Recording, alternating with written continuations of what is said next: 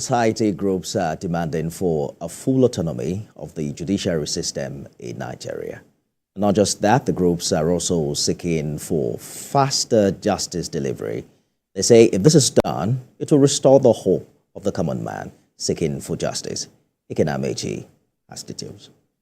Delay in trials, insufficient funding, and financial dependence on the executive arm of government, ethno-religious bias, and delayed justice delivery are mostly the challenges confronting the judicial system in Nigeria. And that is what these human rights activists at this World Day public talk are focusing on. Delay in justice happens in different sectors. We have the human sector, economic sector, and the social sector. Human sector, delay can come from litigants, come from lawyers. Social sector, delay can come from who knows who in the society. Then the economic factor, we have lack of funding. Other issues on the table are judicial attitudes, antics of lawyers, court rules, and procedures. Tackling these already identified bureaucratic bottlenecks is the way to go for these activists. As regards how we can get our justice system right and provide the delay in justice, is to ensure that the judiciary has our own autonomy. They should be able to function like the executive and the legislature as an autonomous body, whereby they give their judgment speedily. They put infrastructure in place speedily. By so doing, judges will not be able to manipulate processes in court. DP also will not come up with delays. Lawyers will not come with their tactics and antics of adjournment of date, taking date and all of trying to delay the display of justice.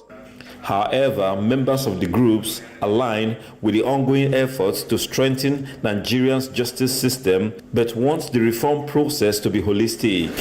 This is a work in progress. That's Nigeria. We must all contribute our quota to make sure that we see a Nigeria of our dream and we're able to bequeath to our unborn children a Nigeria that is far, far better than what we have in our hands today.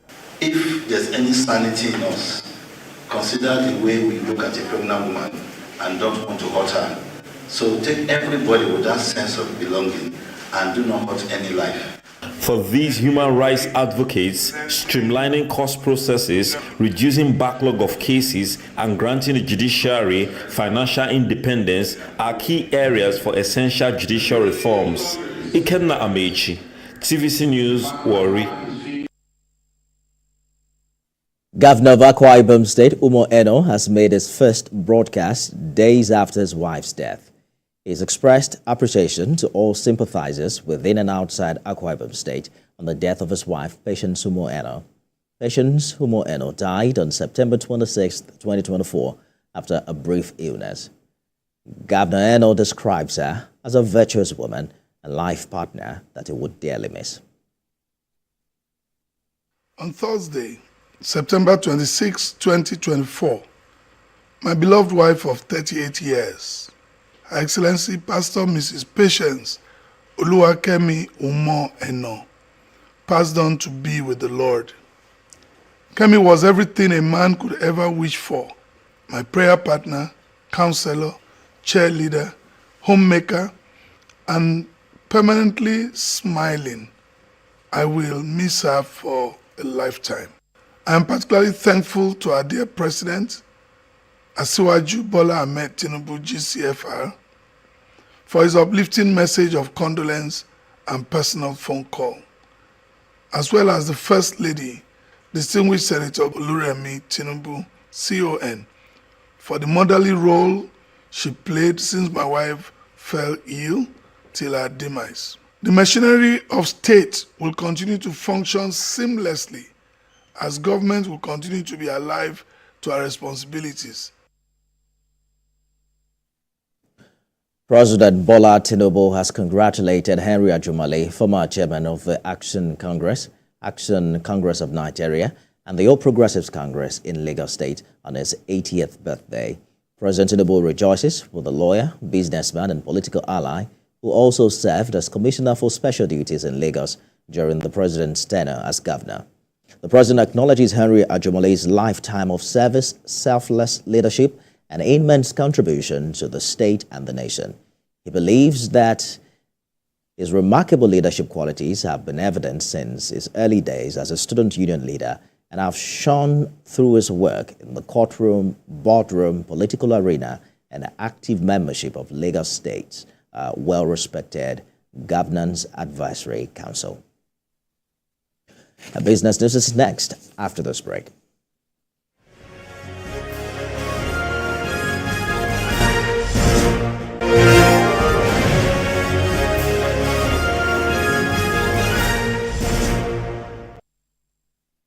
In business tonight, the United Bank of Africa says it's committing $6 billion to the African Continental Free Trade Area Loan Facility for Africa to support small and medium enterprises on the continent. Speaking at the ongoing Small and Medium Enterprises Conference in Abuja, the management of the bank reveals that out of the $6 billion, $1.2 billion is allocated to Nigeria.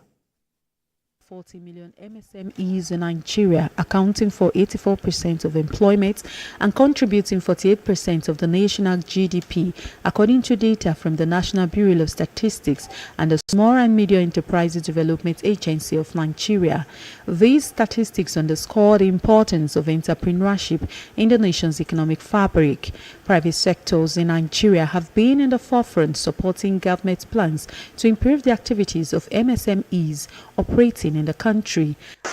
At this conference, the Group Deputy Managing Director, United Bank of Africa, reviews plans by the bank to grow MSMEs in Nigeria and Africa. We've committed $1.2 billion for Nigeria out of the $6 billion committed to the entire continent.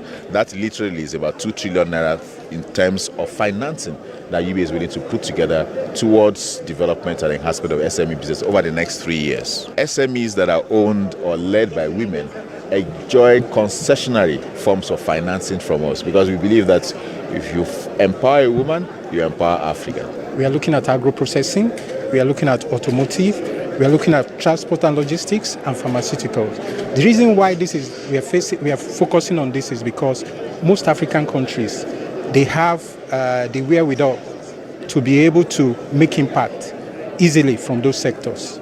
We have agro production, but we can now add value to it and begin to trade the value-added products amongst ourselves. The Director General Smith says the agency is committed to assisting SMEs through the Grow Nigeria initiative and other initiatives for the overall economic growth of the country. You, as a small business owner, if you are here today, please join a cooperative, join us an association, because we will not be reaching out to you. If we miss out to reach out to you one-to-one, we will reach out to your cooperative.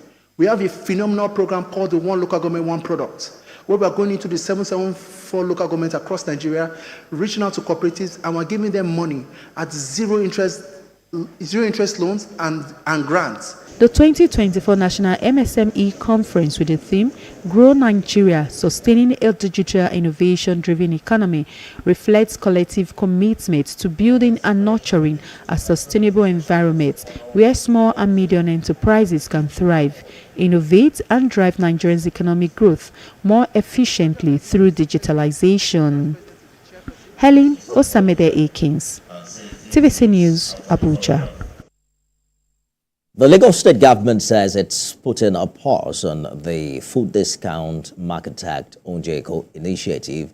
State Commissioner for Agriculture and Food Systems, Abisola Olusoya, made this known during a strategic meeting with market leaders at the Food Hub in Mushin.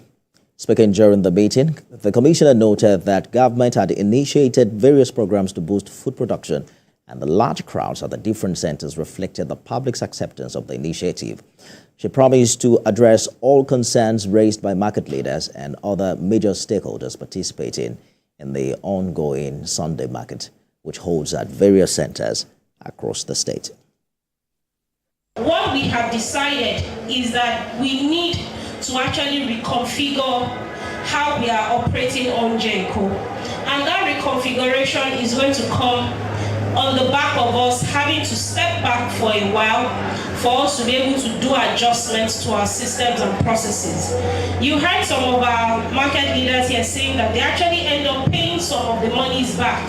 So even our market leaders, aside the fact that they are sacrificing their time, and their sweat, their energies, they are also losing some money to be able to make up for any losses that happen on any given market day. We don't want that to happen.